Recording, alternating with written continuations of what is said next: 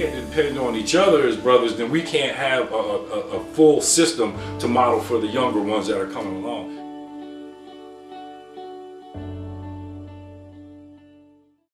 Growing up without a father was extremely hard, especially with the circumstances I was faced with.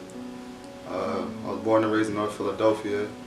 I lived with my grandparents, my grandma, grandfather, and a couple of my aunts.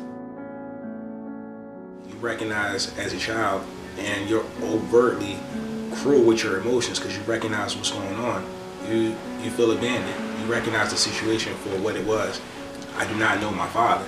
And with that, you'll have parents in the community, you'll have parents at school, individuals in the community, specifically children, they know who has a father and who doesn't have a father. Dad got incarcerated when I was 2 years old. I was forced to live with my grandparents, and it was like she sent me with them because they had already raised 5 and 6, 7 kids, and so it was like they were just gonna be perfectly fine with me being raised by them. To struggle with identity, was a very troubling issue for me. When I was going to school, it was like, that's the son of a preacher, that's the son of a musician, and it's like the son of what, Emotionally, you felt that there was a void. You'd be up late at night thinking like where's my father? You would see your mom in pictures with some prime pictures, or with men other than my stepfather. Yeah, Mom, is this my dad? Is this my dad? I'm asking my uncles, who is my dad? Living in that household at a young age, I could always remember what I had to go through. I had low self-esteem. I was surrounded by people addicted to crack cocaine. So on a daily basis, I had to fend for myself, just to feed myself.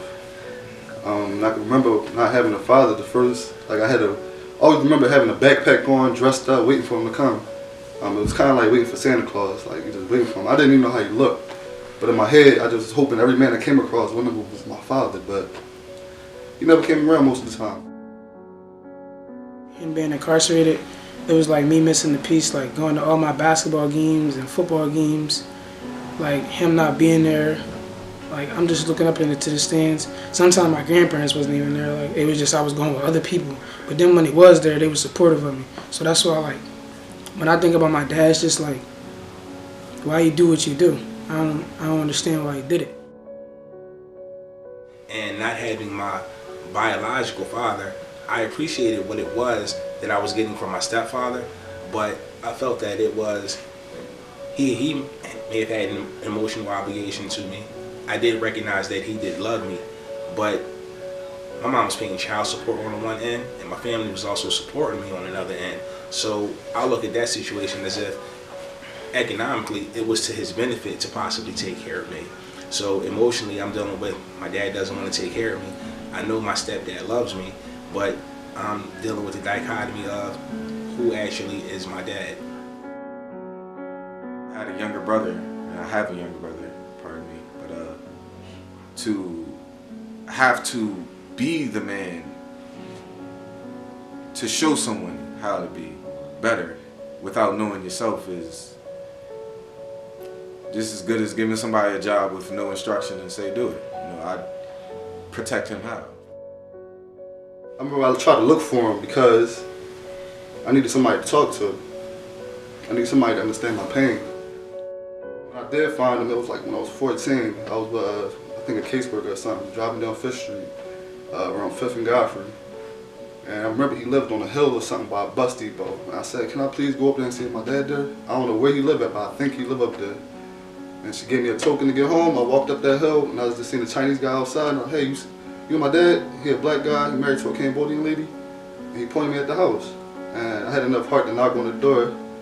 And there he was. He came to the door. And he didn't even know who I was. Meeting my dad and seeing that he was married, and he adopted a son the same year that he had met me, I felt very much invalid. And as it persists to this day, I'll be in situations where professionally somebody may know my parent, but you know my parent, but do you really know my parent? So I think overall some of the resolve that I get emotionally is coming into my own person and recognizing that I'm not following his footsteps, and also learning how a man can be measured. My mother actually had 4 children by 4 different men, so there was no one that actually stayed. I think that, I give my mother the best credit that I can possibly give her was that she had 4 different, babies, but she kept all of our last names the same, which actually means a whole lot, because we at least got the identity of identifying each other as brothers because of our last name, because a lot of times we have different last names. Promise to my vow to myself was I was gonna be better than my dad. Yeah. That was my whole thing. Like, just to be there for my son, put up with anything and everything to make sure. You know what I mean? So I was blessed with a very decent son, 2 grandkids, but that was my main mission. I said, I'm gonna be better than my father was to me. Like you say, not being there, then I'm coming over, never show up, never help mom with nothing.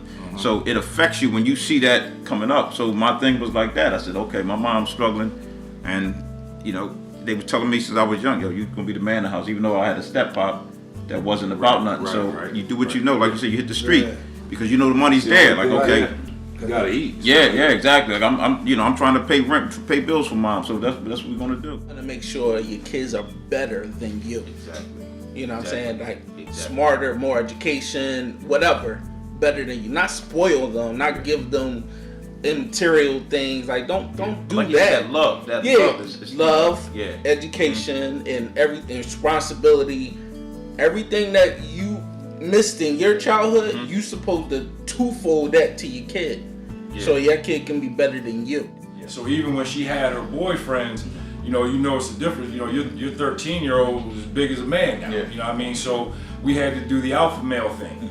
I basically won the alpha male fight, but they won the alpha male get out type of thing. So I was, at 13, I had to become a man with sleeping on the streets and sleeping in the back of people's garages and alleys until my uncles and my aunt found out where I was, and then I went to live with them, and there I got the chance to see what a mother and a father is like together working. So that part of seeing that manhood closed the gate on all of manhood, where my mother could never give me that part. She could give me how a man is supposed to be to a woman from a woman's perspective. But our domestic problems happen because she didn't want to see a man be like this, her. But you raise a boy to be a man, and once he gets there on the verge of manhood, she couldn't take that no more. So, it was a time in which she put me out. And since then I've been able to live and had to come up real hard. But I would say that my domestic problems and our domestic abuse in our household actually springboarded me to be something different in life than held me back. When I was out in the street, it was like my whole goal was like, I ain't gonna act like them. My first son, like I always kept him around me. Like I got cuffed at him when he was 1 year old. So he been with me the whole time. He just now, recently, maybe in a year, just leaving the nest. You know what I mean? And that was hard for me. I'm like, why you gotta go? Like, they going. Pop, I'm gonna get my own spot. Like, why you gotta do that? Like, I got a whole house, a full damn house. Like, it's just me and you. Why you gotta go there? You don't want that in. Pregnant, you know what I mean? Like, dog, why you? I still ask him now, like, you don't want to come back home? Like, Pop, you got you all right? You got too much going on. But it's like, then my oldest daughter, she's 23. She's always around me. Like, and my 9-year-old, I got a 9-year-old and a 6 and a 13-year-old. But like, I'm always around my kids. Like, everything I do now is for my kids. My foundation I'm building right now is for my kids. I tried to model different things in front of my son. That if I grew up in a home in which I saw a father hitting the mother, hitting, back and forth, it's important for especially young men when they grow up to watch us as men around women. So they need to see us holding our women. They need to see us hugging our women. They need to see us kissing our women. They need to see us telling our women we love you for no reason, doing good things for them.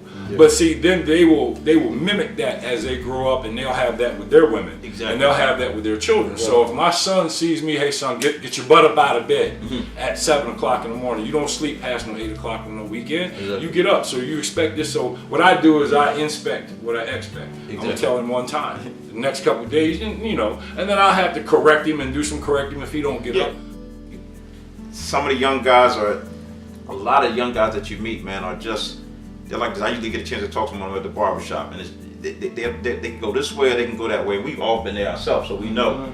And sometimes it might just take that one conversation, or but you having your stuff going on YouTube, being a big brother or whatever, just that one conversation to turn them the right way. So maybe we get together, we stay unified, and we can catch a couple of these guys before they go the opposite way or whatever, to learn.